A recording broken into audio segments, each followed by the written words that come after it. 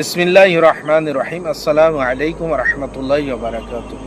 হিংসা এমন একটি জিনিস, এমন একটি রোগ যেটি মানুষের ভিতর থেকে তার ঈমান, শান্তি এবং তার সফলতাকে শেষ করে দেয়।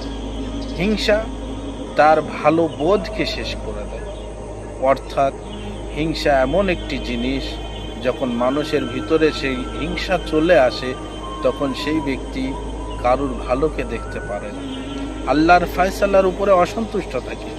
সেই জন্য আমাদের প্রথম ইমামে আলী ইবনে আবি তালিব আলাইহিস সালাম তিনি বলেছেন, হিংসা এমন একটি জিনিস। তিনি বললেন কি, হিংসা মানুষের ঈমানকে এমনভাবে খেয়ে নেয় যেমন আগুন কাঠ খেয়ে ধীরে ধীরে জ্বালিয়ে দেয়। যেমন আগুন কাঠকে পুড়িয়ে দেয়, ঠিক তেমনই হিংসা মানুষের ঈমানকে খেয়ে নেয়, মানুষের ঈমানকে ধ্বংস করে দেয়, মানুষের ঈমানকে শেষ করে দেয়। আর এই হিংসা যদি মানুষের ভিতরে চলে আসে তাহলে তার ভিতরে শান্তি শেষ হয়ে যায়, তার ভিতর থেকে ঈমান শেষ হয়ে যায়, তার ভিতর থেকে সঠিক বোঝার যে বোধ, সেই বোধটুকু থাকে না, এবং সে সর্বক্ষণ এটাই থাকে ব্যস্ত যে কখন কার উপরে হিংসা করবে, কখন কারো সফলতার উপরে হিংসা করবে।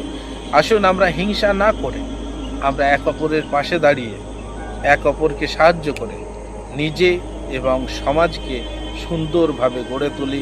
হিংসা মানুষের অন্তরকে তো খারাপ করে, তার সাথে সাথে সমাজের পরিবেশকেও খারাপ করে।